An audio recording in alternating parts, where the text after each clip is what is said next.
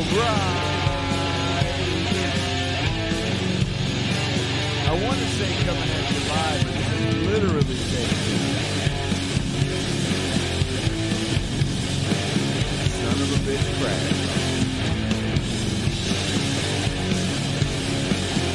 But I am coming from Oakland, California, and this is Revolution. And this is our episode with Ben Burgis. This is the audio-only episode of the show we did with Ben Burgis about his latest book that's out on Zero Books, Canceling Comedians While the World Burns. And this was, I don't want to say surprisingly fun show. The conversation got a little deeper than I thought. And it was a fun show. It was a fun back and forth. And if you are a patron, then you know the bonus patron half was very, very good. If you are not a patron, you should be a patron wherever you are listening to this show. There's a link in the description to become a patron. Patreon.com/BitterLakePresents. Patreon.com/BitterLakePresents. Also, don't you want to watch this stuff live? Don't you want to contribute to the show? Don't you want to ask a question to the guests, to us? Don't you want to interject? Watch the show on YouTube, Facebook, Twitter, via Periscope, Twitch. Tuesdays and Thursdays at 6 p.m. Pacific Standard Time. We do it live. Pacific Daylight Time. We do it live. Doing it live. And Saturday morning, we have the Saturday, what we call the free show, where we just go. We don't have a patron bonus side, and we go as long as we can on the weekends. And that happens at 9 a.m. on the Pacific West Coast. So everyone I do the show with is actually the East Coast. They've gotten up already. They've eaten breakfast. It's like lunchtime for them. I'm always trying to make sure I don't have huge bags under my eyes from staying up all night doing these intro videos, which sadly you guys missed. You're going to hear an intro video on here, or what we've been doing lately, what I've been doing lately is creating some videos for the show because we have a new, I don't say new, but if you're familiar with this show, if you found this show even through Zero Books, because usually what we were doing was giving Zero Books a show from like the previous week, and they were airing it on their channel. They have a much larger reach than us, so they of course can do that. And now we are making exclusive content for Zero with a new series called The Dispatch. And it is a video essay series. And the first one is up. It's about the movie Nomadland. My take on that. I wrote an essay about Nomadland a few months ago. And did a video to that essay. And there's a new one coming up. There's a couple different topics I'm throwing around for the new one, and it's going to be like a bi-weekly series as of right now. And then we're going to be throwing some stuff up exclusively to our patrons as well that wanted to be that. Also, movie night is coming up. If you're a patron, we're going to have a movie night. What we're going to watch, we're still kind of up in the air on that because we're trying. There's a lot of interesting movies that actually neither one of us have seen that we're interested to see. But some of them are a little long. We don't want to like bore the shit out of you guys. Have like a 2-hour movie. So I kind of want to throw some titles out and see what you guys say. Part of me wants to watch like New Jack City with you guys and see what you guys say about that. But anyway, that's not going to happen. But anyway, this is our conversation with Ben Burgis. Wherever you are listening to this show, there are buy links in the description to get his book. It's out right now on Zero Books, Canceling Comedians While the World Burns. Great back and forth discussion here with Ben and Pascal, and it was a lot of fun to have. The chat went off on this show. I wish you guys could have seen it, been a part of it. if you want to be a part of it, youtube.com/This Is Revolution Podcast, Tuesday and Thursday, 6 p.m. Pacific time. Saturday, 9 a.m. Pacific time. That's when we do it. We have a special show coming up. As I tell this to you, you will be hearing this on Sunday, May 30th.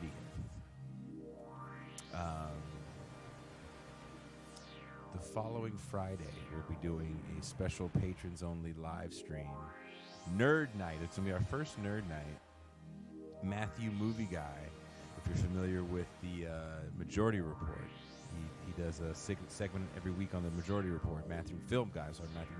Matthew Film Guy. There, I got your name wrong, fucking Matthew, and you referred to this as Jean Bajlan's show on the Majority Report.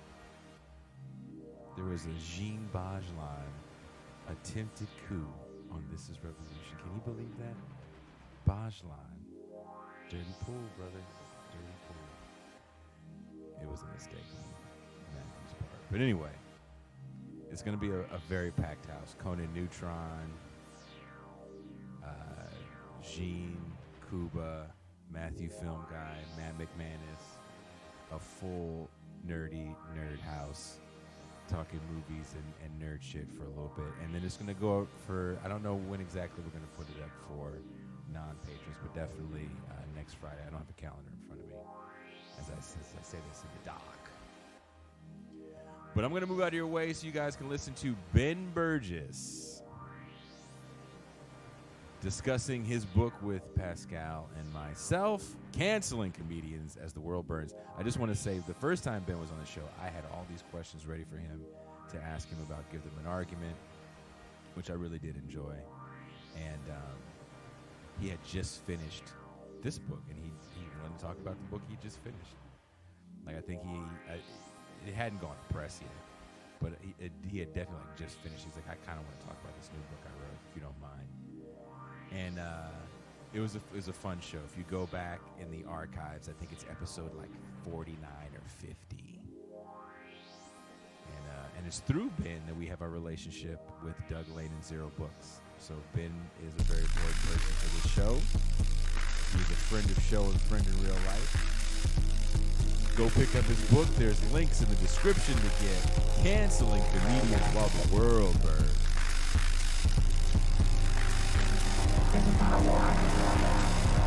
When you hear that music, I gotta shut up because the main show is coming on.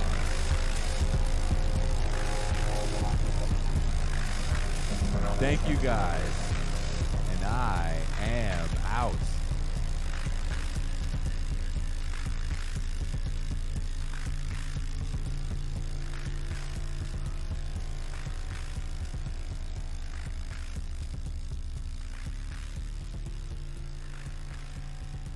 Yeah, no, I love, I love Dave Chappelle. I actually got to see him do stand-up way back, like just before the third season of Chappelle Show that never came out was supposed to come out.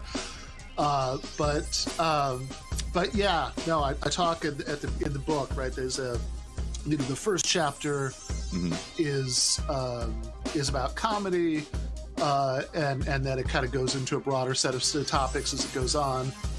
But that first chapter is kind of about sort of what's going on when people, like morally, politically critique, like decontextualize jokes from stand-up sets as if these were like statements from people running for the National Political Committee of DSA or something. And why we do that, and what's going on there, and I think that what it says about the sort of weird relationship that American progressives have to comedy, and so I talk about a lot of things like that bizarre like March to Restore Sanity that Jon Stewart did, which I think is sort of the flip side of all of that, right? That like people are willing to like march on Washington because because a comedian told them to. Exactly. Was the transracialism joke. Yeah. But like even there, I feel like it's like there's a difference between the way you'd explore a topic in a stand-up set the way you'd explore it in an essay, right? Like, it's not. Yes. He's not arguing for a conclusion. He's he's exploring like some ambiguities around like a hot button issue, for like comedy. That just seems like a lot of the reaction to that just really didn't seem to get that distinction. To hear the rest of this show and more, go to... Hello, everyone. Welcome and happy Tuesday. I'd like to introduce my co-host, my homie, my dog, Mr. Pascal Robert. How are you? Peace and greetings, Brother Jason Miles. Peace and greetings to the chat and to the audience. I just, I jumped right in. I didn't even play the Tuesday theme song. So I apologize. So I said I was going to do it and fucking forgot to do it. So my bad. It's this shirt. I'm trying to channel my inner Pascal Islandness in this shirt. I hear you. with the Mao Zedong hat, right? With the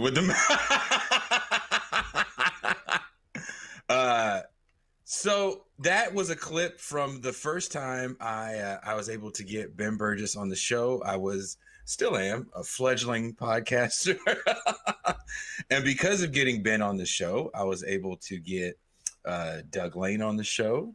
And Doug Lane and Zero Books has helped this show grow tremendously. So I will always be in Ben's good graces since he helped us out, helped the show out. And we actually had a very fun conversation that first show. I believe that's episode 50 or 49. So if you go back in the Wayback Machine, you can check that one out from last year. So without any further ado, let's bring on. He is a professor of logic. He's an author now of 2 books. He's the host of a very successful podcast, Give Them an Argument. Coming at us all the way live from Michigan, somewhere in Michigan. You don't even know where because it's so secret. Ben Burgis. Hey, Jason. What's up, man? Yeah. East Lansing right now. I'll solve that mystery. Okay. Well, East I didn't know if it was a secret. Like, man, I can't have these people know where I lived, and they come knocking on my door. Tired of signing all these autographs, all 7. Yeah. It's actually funny because over the weekend I was visiting my little brother in Los Angeles. It was the first time I got on a plane since the pandemic started, and we're sitting like outside, having coffee. And somebody actually did stop by and like say hi because he like knew me from the show or whatever. And like I have to say, with love, this was so funny because it was like the platonic ideal of somebody who'd watched GTA. They were it was this like kind of like unshaven dude in like this. Were you in Silver Lake? Is that what your brother's at? Where were you? Yeah, no, literally is in Silver Lake. Unshaven dude, said he just like finished a grad program in philosophy. He was there with his girlfriend who was like way too hot to be dating that guy, and he's wearing a Sopranos t-shirt. I was like, okay, this is the it's your people, man. Yeah, that's the demo, right? I mean, that's got to be it. Did it make you feel like, and this, we're going to get into the book in a little bit, but did it make you feel like, first of all, you got on a plane, you're a better man than myself. I'm still a little shook to do that. And I'm vaccinated. Did it make you feel like you wanted to do live shows or at least book signings after that happened? Like, oh man, I really want to go out and start doing my thing again. Yeah, I mean, I do actually really want to go start doing all that. I mean, it's a little tricky since stuff is only, starting to open up, and I don't, I know that like people haven't certainly got into the hope that guy doesn't feel insulted, by the way, because like almost everything I just said about him could be said about me, right? I'm not saying I recognize, I recognize one of me in the wild, but yeah, like I think people obviously haven't really gotten into the habit of doing this stuff again, so I'm not sure just how quickly it's realistic to start doing all that again, but I really do. Right, like this is, I mean, like talking into a computer is great and all, but like actually like talking to people who are physically there with you has a lot of appeal to me right now. Entirely different thing. It's an entirely different energy. I'm definitely wanting to do stuff live again. What to do live, I don't know. Actually, one of my band members hit me up recently. It was like, "Hey, I'm vaccinated. You guys want to fucking at least jam or something?" Because he's actually playing shows, and I'm like, I don't feel comfortable going out in the world right now, man. I just don't trust people. That's me personally. What about you, Pascal? I'm still hesitant, but when the opportunity arises, I think we should all try to make that move. When I get this book out, and we're gonna have to sign autographs and all that good stuff. Nice. Do you have any idea what the timeline is for that? I'm hoping maybe by next February. Okay. It's at a turtle's pace, Burgess. A turtle's pace with Robert. Hey, Ben, you got 2 books out there. You know the content. Yeah, no, it takes a while. Like it was the, I mean, I had people who were like sort of mad at me because I'd like spent so much time talking about this book before it came out. I was like, guys, I don't think you know how this works. that clip that you guys heard is about a year almost to the day old, and he had just finished the book.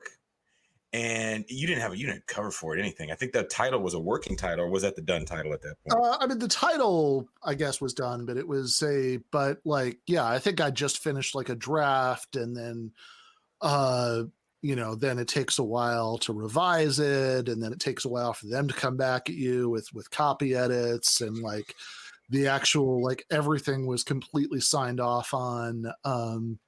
Like the copy edits, the blurbs for the cover and all that stuff in like July, like early July. And then the standard, like sometimes you can get them to speed it up a little bit if you have a really good excuse, but I didn't have anything that I could sell them on for that. The standard, like after all the T's have been crossed and all the I's have been dotted, the standard 0 books publishing schedule, it's several more months after that. Someone says, show the merch, Ben. Sue Nyman says, show the merch, Ben. You have merch now? I don't have merch. Oh, okay. Forrest was giving me shit though, because when you guys, I got your Facebook page was the same day I got merchandise. And Forrest goes, God damn, man, we're over here trying to get Facebook pages, and Jason Miles over here got merchandise. Yeah. No, making us look bad. We should. We should have some merch. I don't know what that would look like, but we should figure something out. Oh, I'm sure Andrew could draw you something. Oh, no doubt. Yeah. I actually knowing Andy, he's probably, like, since we've been talking about merch for a solid 45 seconds, like he's probably already checked out some preliminary designs, and like he's probably sending me Facebook messages right now. Like, it's like, okay, so the t-shirt, is this what it should look like? And shout out to our moderator, John Ross, who says hello to you, Brother Ben Burgis. John. Now, I also I had made a little intro video for what we're going to talk about today for the new book. That clip that we did was you kind of telling me a little bit about what the new book was going to be about. Yeah. But I read it. Pascal read it. And I made a little video for it. So before we start drilling you with questions and yelling at you for yelling at the left, check this clip out real quick. One of their political weapons is cancel culture, driving people from their jobs, shaming dissenters, and demanding total submission from anyone who disagrees. This is the very definition of totalitarianism, and it is completely alien to our culture and to our values, and it has absolutely no place in the United States of America.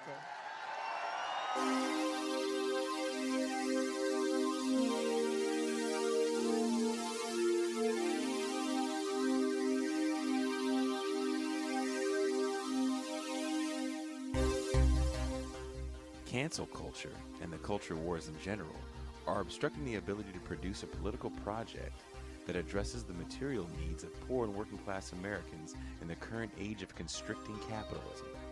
Professor Ben Burgis, in his new book, Canceling Comedians While the World Burns, attempts to chart a way out of this morass by offering a critique of the contemporary left that illustrates the internal obstacles that make expanding its political reach difficult.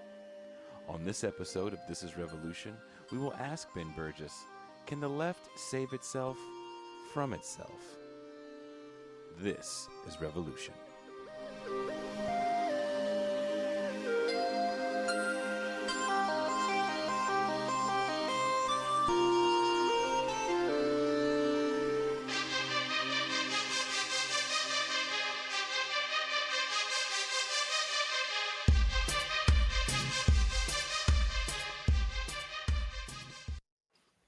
I just want you to know also, too, when you look up images for cancel culture, it's just right-wing propaganda. No, I mean, of course it is, which because that's the cycle of this, right? I mean, that's the culture war cycle that, like, people, for a variety of reasons, I think we could talk about neoliberal social atomization and the fact that so many people feel most connected to others online. Could talk about the like for-profit social media companies that are, like that have feedback loops that encourage our most destructive behavior. We could talk about the fact that people feel incredibly powerless and, like, hounding others and trying to get them fired makes them feel like they have some power over something. Could talk about the fact that most Americans work in at-will workplaces where they can be fired over arbitrary nonsense and there's no labor union. Like, for all of those reasons, we do live in these we do live in a time where whatever you want to call it, right? Cancel culture, call out culture, whatever, it is all over the place. And so the right, with their instinct for seizing on things and manipulating them and, and using them to their advantage, makes a big deal about it. And oftentimes pushes their discourse about it in, like, weird and nonsensical directions that, like, every petty cultural complaint they have that has nothing to do with anything gets, lumped in with that. See Mr. Potato Head. And then progressives and even the real left, because, one of the big themes of the book is that liberals and the actual left, there is not as sharp a line in practice as you might like to believe, or I might like to believe sometimes. But, like, the progressive response is to, okay, sure, dunk on the right for, their weird or stupid or hypocritical things they say about cancel culture. Fair enough as far as it goes. But then to either deny that the underlying phenomenon exists or to say it does exist and it's good. It's accountability, that this is a good thing. And either way, I think that the effect of all of that is to make it a winning issue for the Donald Trumps of the world. Because if you're frustrated by something that you can clearly see in front of you all the time, and there are people who are validating that, and there are people who are telling you that you're imagining it, then the second group of people is not going to be very convincing. I think we'd be way more convincing on this issue if we started talking about how we could actually do things that would solve it, like rebuilding the labor movement and ending at-will employment and having, maybe nationalizing the social media companies, so they could make different decisions and respond to different incentives, or maybe all that wouldn't solve it, but it would at least alleviate the problem. But instead, we just deny it or say that it's actually good, which is then, like, particularly troubling to me because for a variety of reasons we could get into, far from being like an island away from this kind of behavior, which you'd think that the left would be, because we're trying to build solidarity to change the material world. Oftentimes we're the most enthusiastic participants, because, which I would argue has a lot to do with like our particular homegrown pathologies, because the real left has been so far from the levers of real world power for so long that we've started to think of politics less as a project to change the material world than as a kind of symbolic performance of our moral commitment, our moral stand against the many very real injustices of the world. So we end up, instead of trying to draw as many people as possible in, we end up spending a lot of time guarding the sort of the gate, of the clubhouse, which is a lot of what the book ends up being about.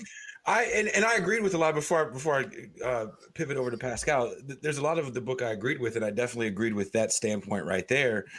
We actually used to have this conversation, me and the band, a lot when we were on tour, about a certain gatekeeping pathology, and we started off with the conversation about Metallica, because when I was younger, that was an edgy band. If you liked Metallica, you were on the edges, the fringes, I would say, of a certain scene. I'm talking like the 80s, right? You know, now it's a mainstream thing and people hate it. So there's a certain guarding people have to certain artists and acts where it's like, well, I can't like it if you like it now. Now it's not cool. Said person isn't cool because you like it. And I see a extremely similar thing with the left. Oh, you're a tanky now? Oh, you say you're a socialist now? Well, then I have to grill you on what being a socialist is. I can't let you into my exclusive club. So I'll hush and let Pascal go.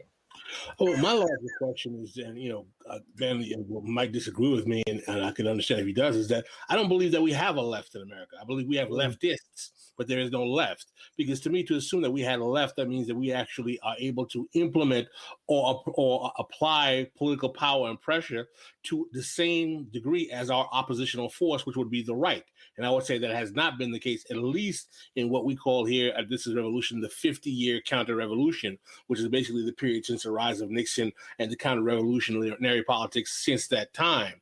So I appreciate that the Overton window has shifted, but I'd like you to define the left, as you talk about in your book, to argue that it exists. And how exactly are you arguing that it has a coherent, comprehensive ideological superstructure to even making these critiques to it in the first place? Yeah, I mean, I kind of like Adolf Reed's formulation about how maybe there's a sense in which the left doesn't exist, but there's something that exists that maybe if we're very successful, if we get our act together, we will later say that was the left. So, in other words, we have something that, if you think a left is something that has some cohesion, some social power, is capable of intervening in meaningful ways in the world, then yeah, I totally get what somebody would mean when they say there just isn't one. But if we at least have something that aspires to be one, then I think that we need to start asking questions like, are the things that leftists are doing, if you want to talk that way, are the things that we're doing conducive to forming a real left that could have an impact on the world, or are they counterproductive to doing things that would have an impact in the world? Now, it could be that the situation is just so hopeless that it doesn't matter what we do, that there's no possibility that we could ever become a real left in that sense. And we're all just spinning our wheels, in which case, I don't know, have fun with it, I guess. It's maybe all of this is still this sort of weird pseudo-political entertainment, that we can keep on doing forever.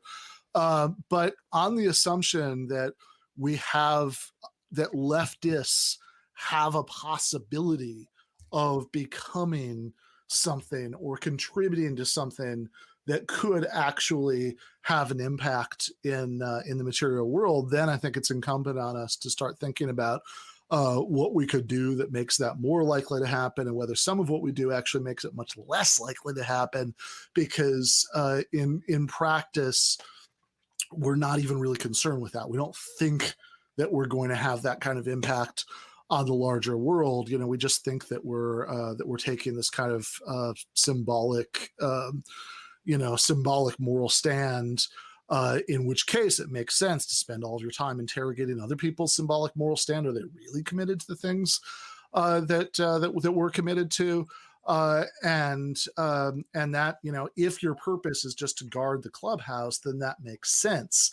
You would kind of have this reaction like some people have, like Jason was saying, that it's like everybody else likes your favorite band now, that like, oh, too many people calling themselves socialists, got to shut that down.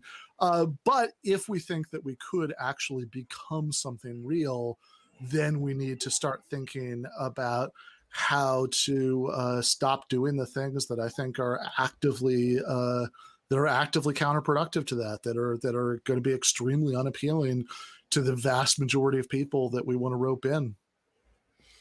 Right. Now, I mean, I read the book, and there are many points you bring in that are worth touching on. But one of the main themes is cancel culture. But what I found particularly interesting about the book is that you kind of critique the sectarian posturing of various left tendencies that we have. One of them are what you call tankies, which maybe we call pejorative or Marxist-Leninists. The other, you talk about anarchists. And one of the things that I found interesting about the book is that the posture of the book assumes that the democratic socialist posture of the left is the actual correct and appropriate way to go about left politics. How does that distinguish one from anything else but the sectarian stuff that a Trotskyist or a Tanky or, frankly, an anarchist would write if they wrote a book talking about why Dem Socs are nothing but collaboratists with the Democratic Party who are going to become agents of imperialism anyway, and joining them is nothing but basically becoming a tool of the same machine we're trying to fight? It's a long question. It is a long question, but I'll see if I can. I'll see if I can answer it in ways that might be useful or might intersect with parts of what's being asked about there. So yeah, I do think that certain kinds of stances that people on the left take, my analysis would be, that they arise out of what I call the pathologies of powerlessness. That it has been so long since the left or leftists, if you want, have been anywhere near the levers of real power. We've had this several decades long decline of the labor movement, which would be the social base of any kind of effective left. We had the collapse of even those like flawed and authoritarian, attempts at alternatives to capitalism, which demoralized a lot of people and gave them the sense that there was no alternative, to the status quo. And I think that all of that does lead to what I would see as this mentality of guarding the clubhouse, that, having politics that are more about the image that you want to have of yourself, what you want to project into the world, than a concrete attempt to change the world. And I think one of the ways that manifests is this, what I would see as a kind of performative radicalism. That if you say, forget let's demilitarize the police and start investing a lot more resources into social programs that could alleviate some of the social ills that are otherwise solved in a carceral way. Instead of just saying that, you say, well, I want to abolish the police, even if it's a little unclear, as frankly it seems to me, I think most people who talk that way, it seems to me that they're a little unclear even in their own minds what that actually means. Maybe you disagree, but that's how it reads to me. But it sounds like a much more radical, edgy stand against the status quo. If you say not, I want, a form of socialism that would extend the kind of democratic rights that have been achieved already into other spheres of life, by democratizing the economy. A lot of times to a lot of people, that sounds like, oh, you're talking about socialism light or something. If you say Comrade Stalin did nothing wrong, that sounds like a much sort of sharper stance against the injustices of the world. So yeah, my analysis would be, and like maybe tell me if this answers your question, but say, all right, how would somebody who was a Stalinist or an anarchist or anything else, how is this different from the book that they would write? Well, I think to some extent it would just be that they would have a different, analysis, because they would substantively disagree. And of course, there are a lot of things that I talk about in the book, not just with regards to tankies and neo-anarchists, but also with regard to identity politics, with regard to cancel culture, etc. There are lots of things that I criticize in the book that if you disagreed with me on the substance of them, right, you thought that no, this was just a correct position to take, then I think the sort of further critique that I would make of that would just be irrelevant to you. You'd say like, okay, look, maybe this does have certain disadvantages in reaching out to the great mass of people who share our material interests, but maybe it's just worth it because this is a correct position and it's an important position and it's one we've got to run with, and we've got to eat those disadvantages in order to take that correct stance.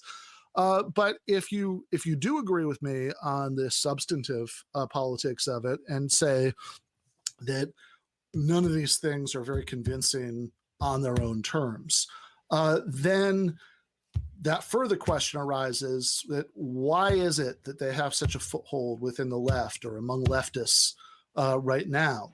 That what's the itch that it's scratching for them, and then my analysis would be that that arises out of those pathologies of powerlessness. So I don't, I certainly don't claim to have all the right answers about what an effective left strategy would look like, or if there are things about the kind of democratic socialist left that that have emerged that are just fundamentally wrong. But I do think that those two flavors of performative radicalism are very unhelpful, right? And then I guess if if I'm wrong about that, I'm wrong, right? Like if it's if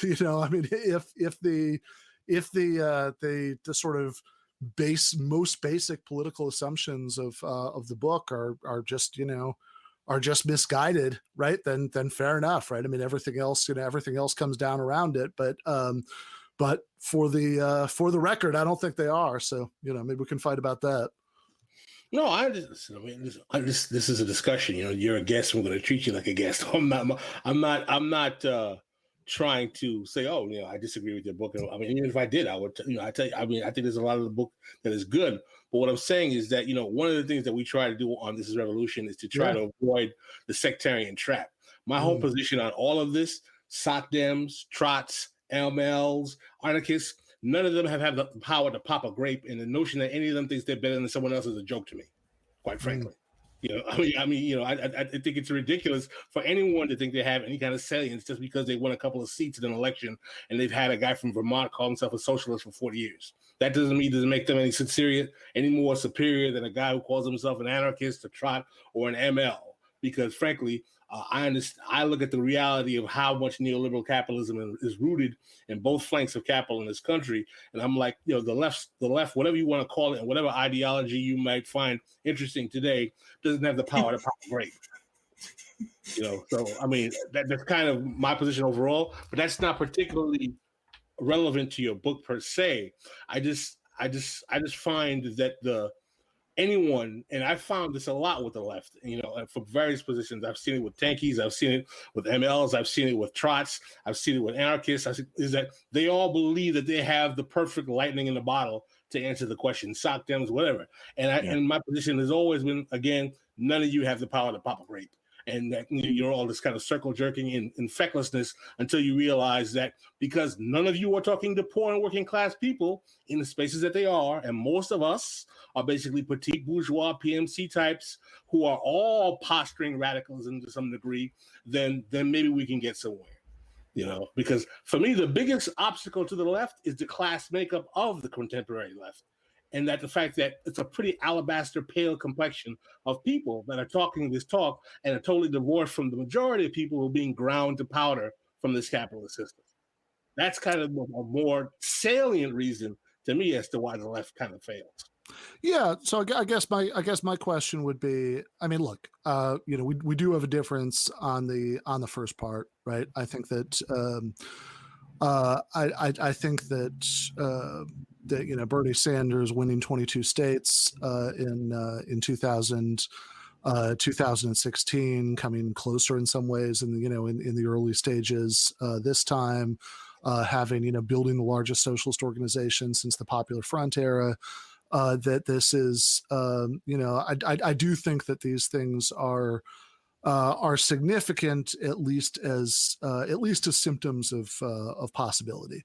That they have I think that those are more real symptoms of political possibility than anything that's happened in a long time.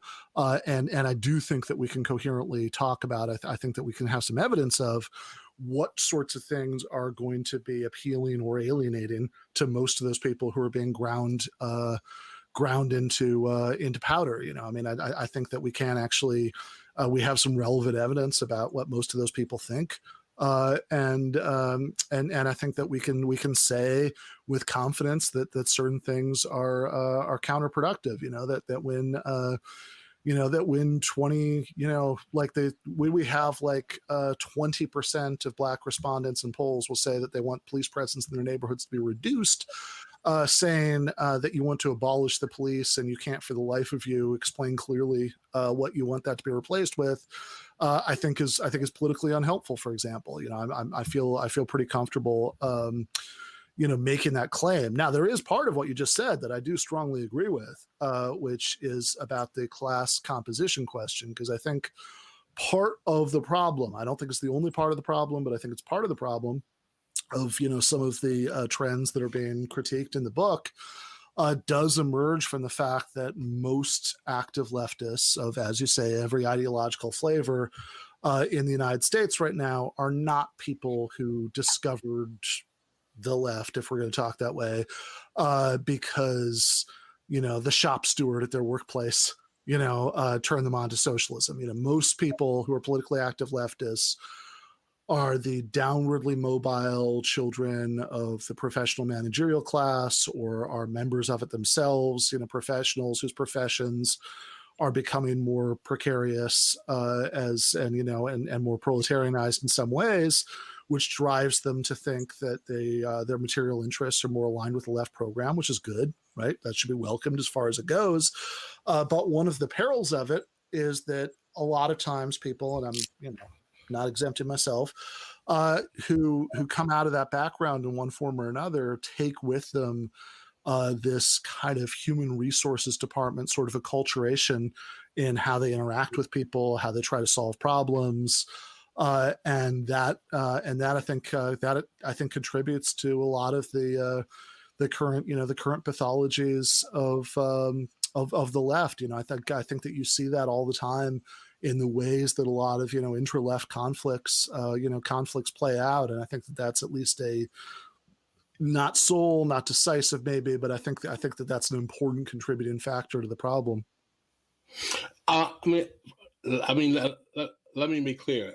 I would not go as far to say that the rise of Sanders is insignificant, but I would argue that the rise of Sanders is not a product of Sanders or his coterie. It's a rise of the material political economy and the reality of the society we live in, making the capacity of people realizing that capitalism is failing. And if it were not for the 2008 crash, most of the people who are in the Sanders coterie right now will be cheering for Hillary Clinton being a two-term president. Would you guys both agree that the rise of Sanders does come out of Occupy?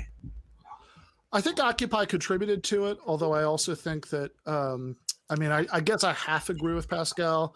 I certainly don't think that Sanders would have happened if not for the 2008 crash. I'm certain of that, right? And that there is a sense in which you can say both that and Occupy before it were symptoms of changing attitudes because of that. But then I think you can also say, I think that Occupy never really had the potential. It was interesting because it was an early symptom of those changes of consciousness, but I don't think it was ever anything that had the potential to become anything, because I don't think that sort of horizontalist, every finger snapping, consensus building a way of doing politics that really shunned any attempt to concretely take power because this kind of quasi-anarchist ideology. I don't think that could have become anything. I think that, Sanders could not have happened without the 2008 crash. No doubt whatsoever about that. But also, I think that the fact that he was able to take advantage of that moment is because he was not spouting performatively radical slogans. He was speaking in a very clear and unadorned and convincing way about people's basic material needs. He literally called his campaign a revolution. Talk about not being performatively radical. I mean, that's pretty performatively radical. I mean, Panera says that it's doing the bread revolution. That's just American. I mean, they have a like everything in America calls itself a revolution. You know, would you say, Pascal? Would you have to agree though that looking at Sanders' campaign in 2016, let's just go back to 2016, 2015. There were things he was talking about that we just didn't hear on the campaign trail. Listen, I would be remiss if I did not admit that Sanders' campaign opened the Overton window for policy discussions that we did not have traditionally in American politics. I give him credit for that. I also know that I was not a Sanders supporter in 2016 because his socialism stopped at the water's edge and he had no challenge to American imperialism whatsoever. I've had people who worked on his campaign on foreign policy on this show admit that. So my larger problem that I have, particularly with his iteration of socialism, is that it's basically Keynesian welfare state capitalism that has no real challenge to the overall working of global capital in the world, and it's basically just like FDR in the 21st century. Well, bigger picture, and this goes to both of you guys. Bigger picture, do you think, though, that because of Sanders saying the word socialism, which, let's be honest, Barack Obama definitely deflected that title that he had for whatever reason for the majority of his presidency. He might have called himself a progressive here and there, but he never called himself a socialist. Bernie Sanders taking on that socialist title and not really being afraid of it has enabled so many people to start trying to figure out what socialism is and get involved into the left. Again, I have been transparent several times that I believe I got into a major argument with certain factions of the left, even people who were my own co-writers of Black Agenda Report, because I said literally in 2016, I think the notion of making Sanders the enemy of the left because he doesn't fit our purity test is a mistake, and that we should take his candidacy as an opportunity to open the window and explain and explore socialism to a new group of people who have never seen it before. Many people did not take that advice, and in 2016 made him a worse enemy than Hillary, and these are people particularly who have been part of the left going back to the 60s, and I think that they were wrong. They were absolutely wrong. And I say that as someone who did not support Sanders in 2016. I am not trying to say that the Sanders reality was insignificant. I think Bernie Sanders, I wrote a whole piece on my own blog saying that the most important political development in America since the rise of Reagan was Bernie Sanders, not Barack Obama. I stand by that without a doubt. But at the same time, one of the things that I find problematic about his coterie is that they seem to believe that they have found some kind of lightning in a bottle because the trust fund evaporated in 2008, and now they believe they're the epitome of socialism in the world, that they can lecture people who have politics that they find maybe impolite for their moment because they think they found the answer to that question. And I don't believe anyone on the left, myself included, necessarily has the answers to the question. We're all basically floating in a world of reactionary politics where we're trying to find a way to change the reality by seizing power, or some people believe deconstructing power. And the reason I say this is not because I'm not sympathetic to Ben's position. I see much of the logic of Ben's position, and I applaud Ben for putting it there. But what I'm saying is that Ben's position is a product of a politics of a certain faction that exists on the left.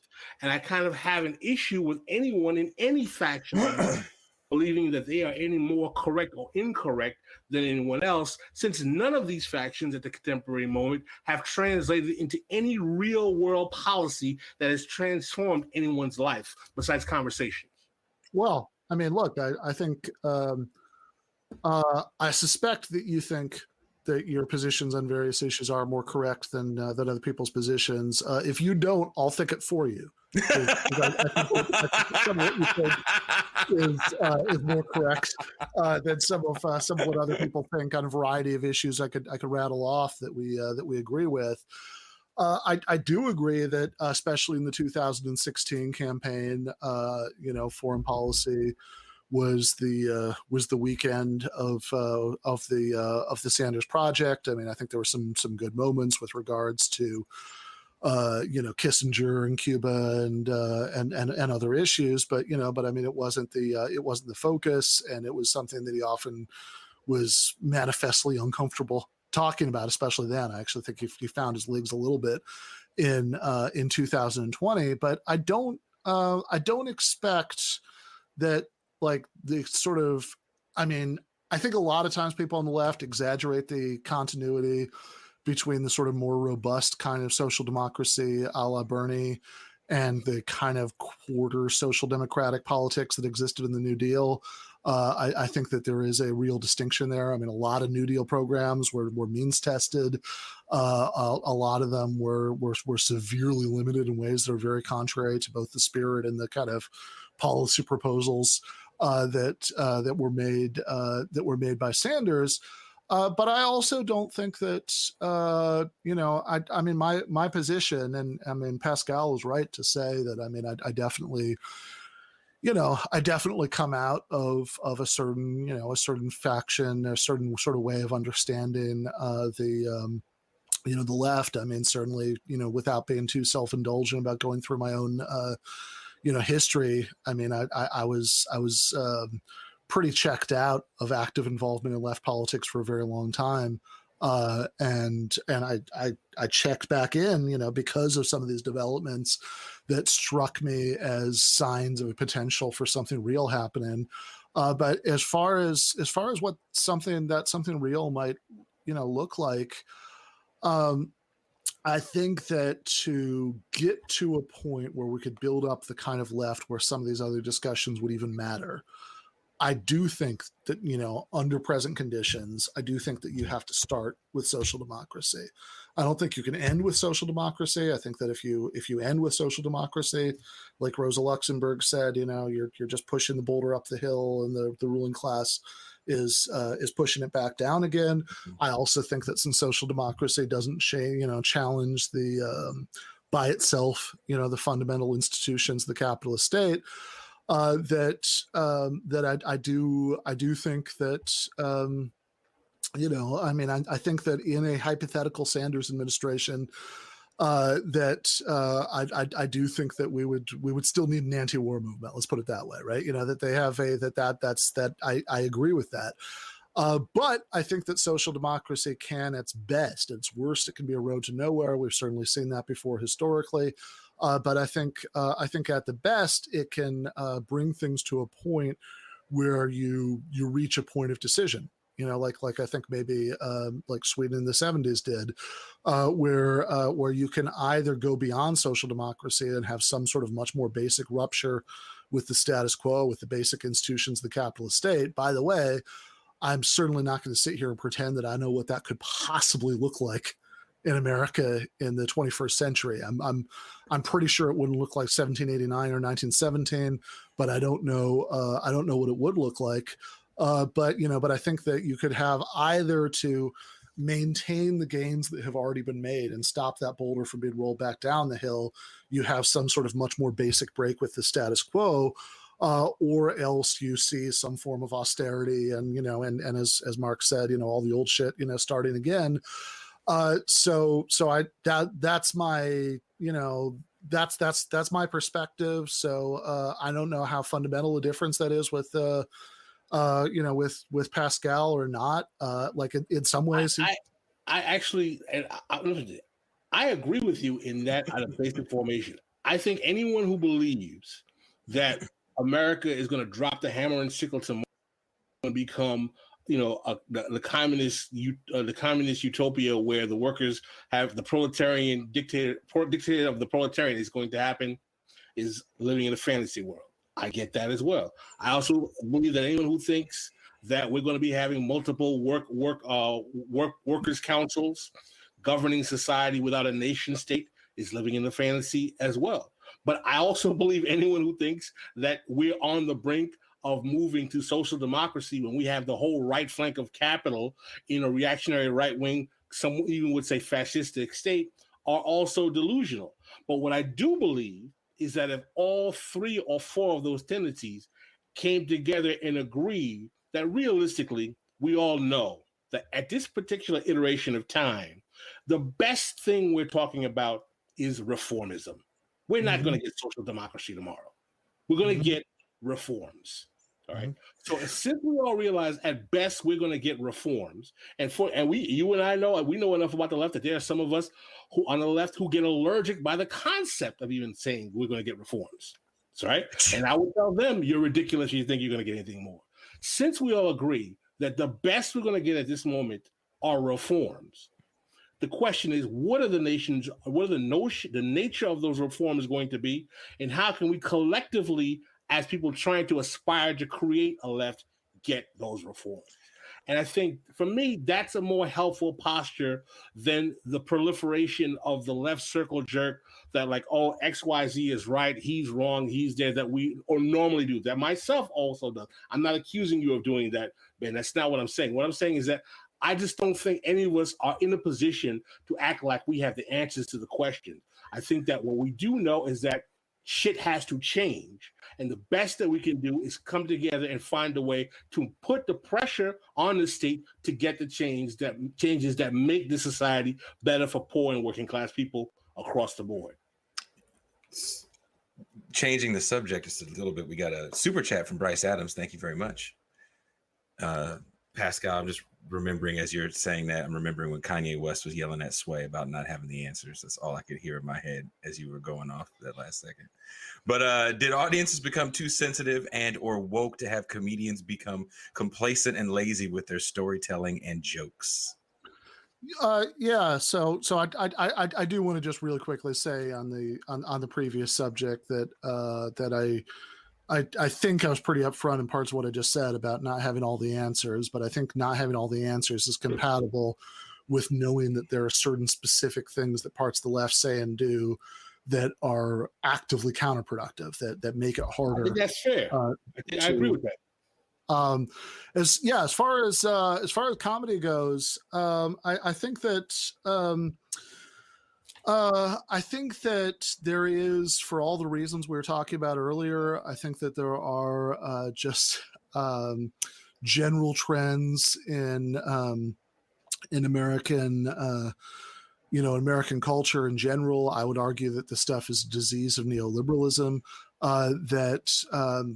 that tend to lead to a certain kind of strange moralism, right? Like that impacts all spheres of life. I mean, we just had 450 past contestants on Jeopardy sign a letter denouncing a current winner because he had made a gesture with 3 fingers for having won 3 games that people with online brain poisoning think has something to do with white supremacy. Oh, like when Steph Curry does this for 3 points? Yeah. Jesus Christ. And like that's something that I think I think that it's not something that I think could have happened in the 1990s.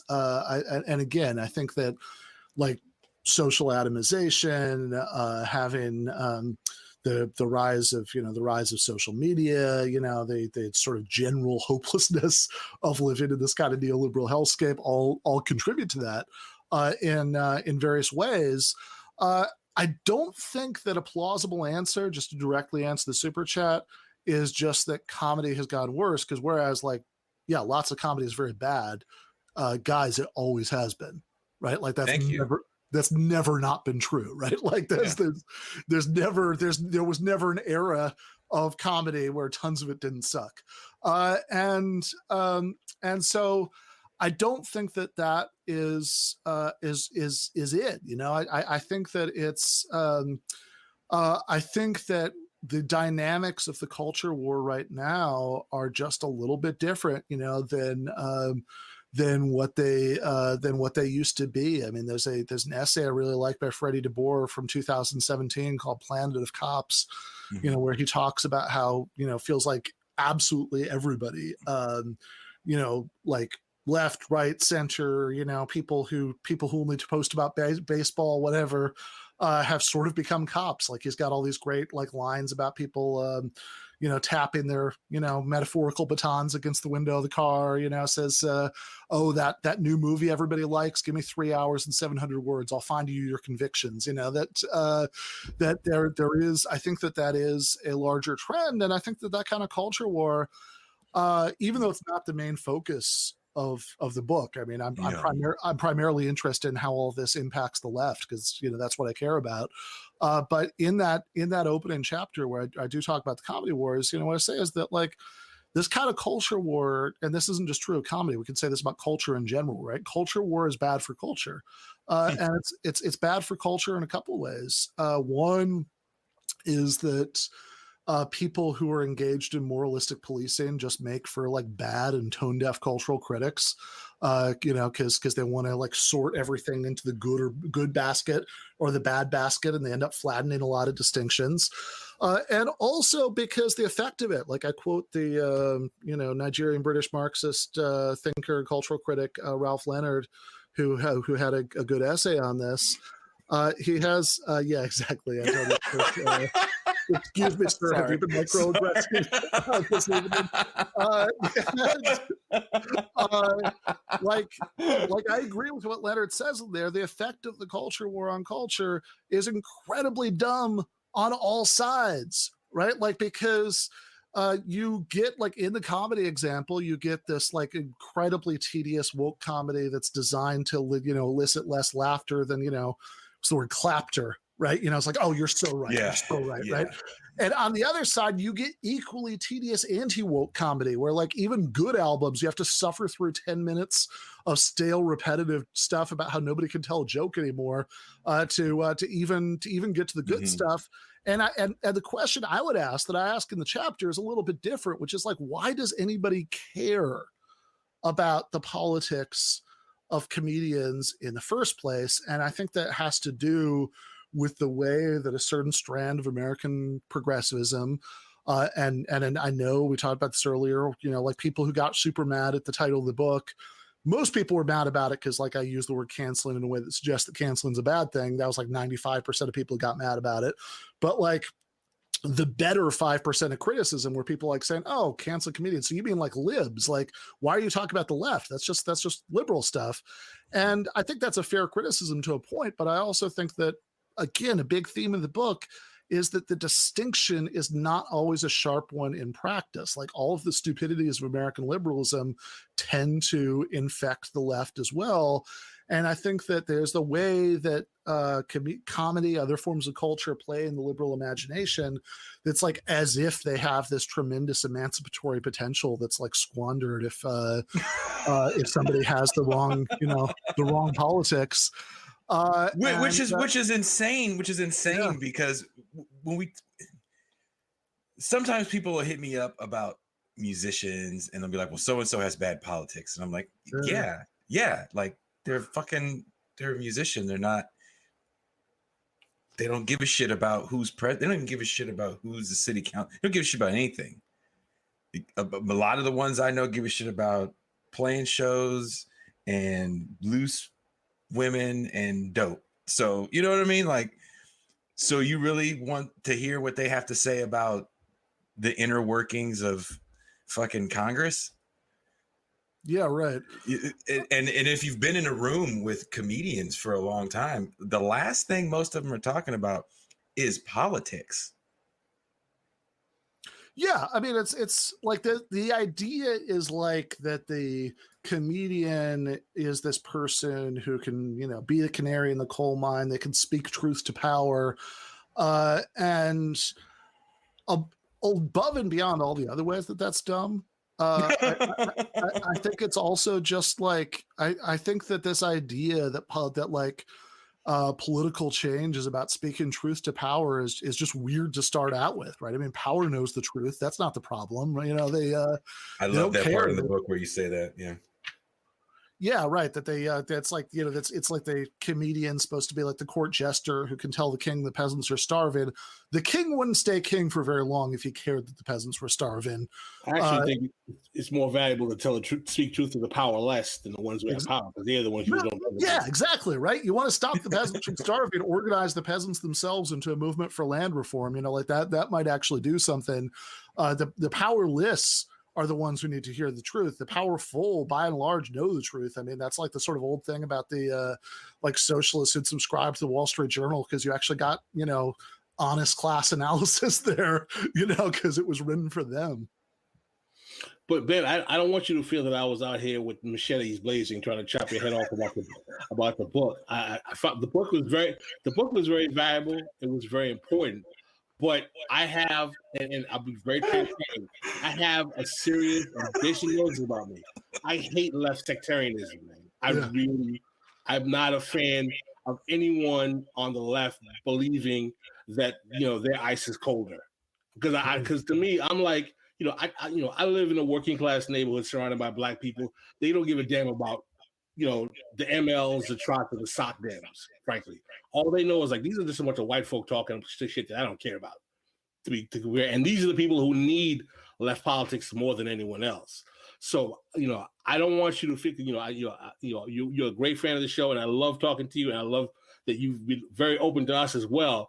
But, you know, I have a very allergic reaction to left sectarianism of any type, because I think that is the height of the biggest problem on the left, is that there is this kind of sectarianism, and that everyone on the left makes it a hyper intellectual project requiring a PhD education to let working class people know that capitalism is screwing you over. And to me, you know, in terms of the hierarchies of what stops the left from being effective, cancel culture is not as high as a lot of those other really clear, transparent things, which would actually be just as easy to fix as cancel culture, quite frankly, in my opinion. So what would be like, what would be an example of something that because I don't, you know, I mean, I don't want to claim to have particularly cold ice cubes. I do think that there are some particular ice cubes that a lot of people on the left want to have us put in our drinks. They're like boiling, but I don't disagree with that. I don't disagree. But I think, but I am curious, right? Because it's like, because I was sort of following along with everything you said until the very end. You know, like I understand, like I understand saying that there are like tons of structural things that are largely outside of our hands, that, you know, that stop that prevent left breakthroughs from happening. The you know, the long-term decline of the labor movement, you know, the decline of mass association in general, you know, under neoliberalism, a lot of other things, and those of course are incredibly difficult to overcome. And I think that and I think that, like, my claim, right, I think would just be that there's lots of stuff that I'm not going to pretend to have the answers to as far as obstacles that we need to overcome to have like a real mass left. But I think there are some specific things that like are somewhat in our power to control. And so that's why I want to talk about them. I want to at least stop the own goals. But I think that you were suggesting that at the very end there, that there's like lots of other stuff that, you know, that would be just as easy to fix. And yeah, I mean, I guess I want to, you know, I always respect what you have to say about this stuff. So I want to hear. I mean, if you've got some answers here, I am nothing but ears. I've got one thing that's very easy to fix. Go talk to Black and Latino working class people. Where is the left outreach in the Black church? Where is the left outreach at HBCUs? Where is the left outreach in the political spaces where Black and Latino people are? And I was going to say, save that for the bonus half, but you didn't read what I wrote. Oh, well, I'm sorry. Oh. Yeah. All right. Well, do better, Pascal.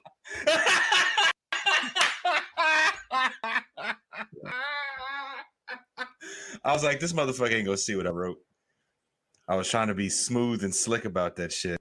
LME, why are you bringing up old shit? We did bring that up. That was actually rather funny. I'm not gonna lie. That was pretty hilarious. No, I mean, serious question. I know we're at the hour, but listen, if we can agree that we will not have a left without black and brown people in this country, particularly since we know that black politics will neutralize left politics if it is not punctured, then why is it not the primary function of the left is to find a way to penetrate black politics to make those politics effective to black, poor, and working class people? Yeah, I mean, I do. I mean, I think that there's a whole discussion to be had, like, you know, like in a really concrete way, about you know, like some of the greatest failures of the left in the last like year and a half have you know, like, I mean, yeah, South Carolina in 2020, and in a different way, right? But I think not unrelated to some of what you're saying. You know, Bessemer, just now, you know, that there is definitely a failure of outreach there, and I mean that is something. I mean that's for sure something like, you know, we have to you know, we have to be. To be better at. I think that like maybe some of that's like circular because the kind of people. Ben, you know history, you know American history, you know left history. Name me a time in American politics where there has not been a strong left minus strong black participation. Has there ever been one in American history? No, I don't think so. I mean, like, I guess maybe, yeah. I mean, like, I have a I mean, I don't know what counts as a strong left, right? Like, you know, like, well, like enough to force concessions for fear of repercussions, or require massive state neutralization. Yeah, probably not, right? I mean, like, because even the sort of industrial, you know, labor struggles in the North, you know, still had substantial, you know, black participation. So, no, probably not. Before we need to finish this on the bonus, Ben, can we snag you for a little bit longer? Or do you have husband shit to do?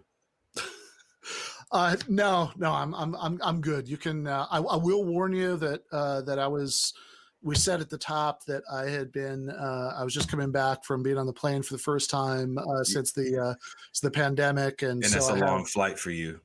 And I had like a red eye, so all of which is just to say, I'll go on the post game, but I'm not going to promise I'm going to be coherent. Well, I appreciate you, brother. I appreciate you. So I won't waste any time. Thank you very much. His book is called Canceling Comedians While the World Burns. I actually put links in the description to purchase the book from Red Emma's. So wherever you're watching the show, there is a link in the description to the book. He also has a show. I put a link in the description of that as well. I'm sure you guys are well aware of it. Give them an argument. Pascal and I were on there. He was nice enough to have me on recently. Go ahead. Before we go to the post game, this is a little self-indulgent, but can I answer one quick quad chat question? Sure. Okay. Because I do realize this is pretty out of character. Somebody asked if I was wearing a Kabbalah string bracelet, which is a good eye. The short answer is no. I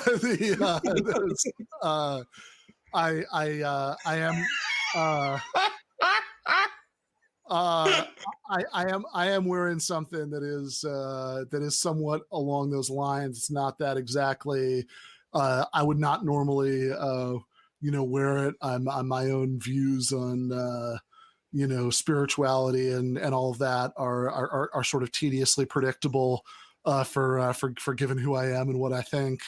I'm a materialist atheist kind of guy, but somebody who recently lost someone who matters to me made me this thing, and I feel weird about not wearing it. So that's the. I feel you on that. So anyway, but yeah. So I didn't want to interrupt your flow as you were. No. We're exiting out. If you guys are patrons, you know the deal. The link is already up. We'll be there in a few minutes. If you're not a patron, go be a patron. It's inexpensive and it's fun, and you get to hear Pascal yell more. If that's what you guys like. He yells more in the bonus half, and depending on who's on the show, we say the language is colorful. Colorful people with colorful language. Shout out to Janice Graham in the chat, by the way. So thank you guys for checking out the show, and we are out.